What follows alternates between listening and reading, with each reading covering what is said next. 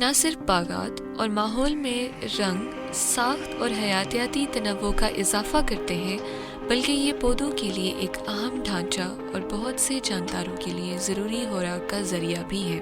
پھول پودوں کی طرف تتلیوں، مکھیوں اور ان جیسے دیگر پولینیٹرز کو متوجہ کرنے کا ایک اہم ذریعہ ہے۔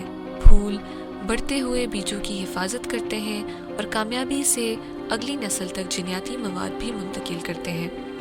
اوزون کی تہہ کے بگڑنے کی وجہ سے یووی شعاعوں میں اضافے نے پوری دنیا کے پھولوں کو تبدیل کر دیا ہے۔ کلمسن یونیورسٹی کے سائنسدانوں کی سربراہی میں 2020 میں کی گئی ایک تحقیق نے یہ طے کیا ہے کہ وقت کے ساتھ ساتھ پھولوں میں یووی رنگت میں اضافہ ہوا ہے اور اس طرح ان کے پولن کے انحطاط کا باعث بھی بنا ہے۔ یہ شہد کی مکھیوں جیسے جرگوں کے لیے ایک بہت بڑا مسئلہ بنتا جا رہا ہے، جو پھولوں سے پیدا ہونے والے روشن رنگوں کی طرف راغب ہوتے ہیں۔